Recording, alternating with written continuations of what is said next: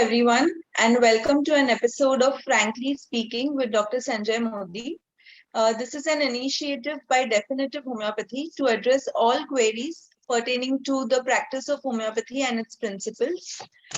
Dr. Sanjay Modi believes that if all questions that we have, no matter how silly they seem, are addressed, it gives us practitioners the confidence on our pathy and subsequently on its practice.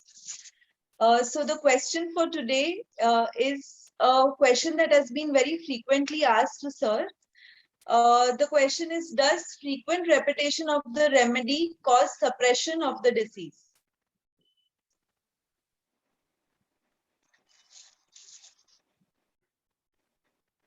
Yeah, hello everyone. Today we are starting off with Frankly Speaking with Dr. Sanjay Modi. And this is one of the questions which frequently comes in our mind because we have been told time and again that repetition is not good, repetition is not required.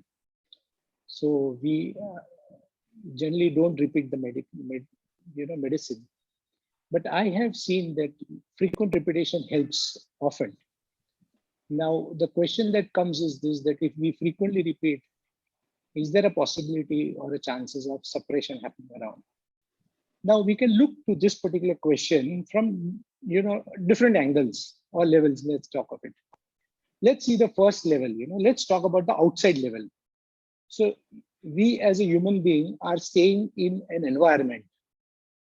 Now, the way we are in the current scenario and the situation that we stay in around, we have a lot of challenges to keep human being healthy.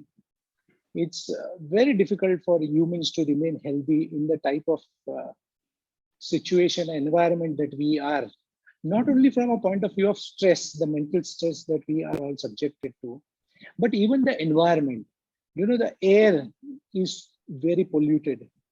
Not only the air, the water is polluted. Even the food, there's a lot of pollution that is happening in the food also. So at the outside level, human beings are constantly at a threat to keep themselves healthy. Now, in such a scenario, I feel that remedies also, when a sick patient is going to come to us, we need to give frequent repetitions. So that is one part of the environmental pollution that we are all facing through. And not to forget, we are always constantly being surrounded by the electromagnetic waves in the fields that is there. The damages that is causing to the human beings is very well known in terms of cellular phones, Wi-Fi, and all the other radiations that we are facing. So the time when Hahnemann was and the time that we are in a very different era. So we need to think on that particular lines. That would be as far as the outside is concerned. Now let's look to the inside part of it. So if we probably, there's a lot of work that has been done, and that work is in regards to immunity. Now, if we have studied immunity well, we understand that, when a bacteria or a virus enters the system, it is not just activated or stimulated for a moment. It is a constant fight which the body is in with the bacteria and the virus till it goes out. So from all the sides, whether it is the humoral immunity or the cellular immunity, all the immunities together start working around. And there is a constant, one can say, bombardment of all the chemicals in the body continuously till the bacteria or the viruses go off. So that also is a very continuous process. It is not episodic, that only one moment is there and then it's over. Because what happens is, there is going to be an action and a reaction. To every action, there is going to be a reaction. So bacteria also are not just going to lie down like that. They also have been equipped to fight off. So when we give one dose, we are going to find a reaction coming around. Because if the bacteria would not have been probably with a particular, they are not trained to combat also, then there will be no antibiotic resistance chains to antibiotics. So we find that they also learn. So I always feel that looking to the immunity part of it, looking to the environmental part of it, the time is this that we need to frequently repeat. That is the second part of it. Now we come to the homeopathic part of it. So, we have looked through the general understanding, the immunity level also. And now if you probably go through the third part of it, and that is the homeopathic part of it. If I frequently repeat the medicine, that is the question that is there. Is there a cause for suppression coming around? It's the question. Now, what I have to see, or what I understand out of all those things, is this, that let's say that, my patient becomes better after the first or the second dose, and I still continue the medicine. What will happen?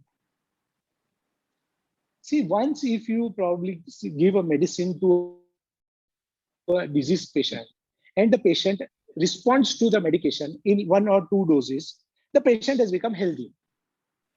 Now, if the patient has become healthy, and if the medicine is administered in a healthy patient, what's going to happen? Proving is going to happen. Suppression will never happen. See, if at all anything that's going to happen homeopathically also, it will be proving. And Hahnemann says proving is good enough. It's going to bring about more immunity to the person. So if at all, there is going to be anything that can happen also, which I have not seen. I haven't come across such type of provings coming around. But if at all, once the patient becomes healthy after a few doses of medication, and if you keep on repeating the medicines, the only thing that can happen is proving and not suppression. So suppression, according to me, is a myth. And when I talk about the scientificity of suppression, you will understand why I am saying that it's an unfounded fear we are all living in. Lastly, I want to tell you one thing, that in fact, in the last 250 years, no one has talked of an important element in homeopathy, which had gone unrecognized in homeopathy. And I have revived that. It is that of rapidity. Rapid results is a criteria that Hahnemann has asked homeopaths to achieve. And that is why I say that repetition is the need of the hour. There are technical and experimental evidences in favor of repetition, which you can read from, my book, Accurate Homeopathy, where I have talked on why we need to repeat the medication.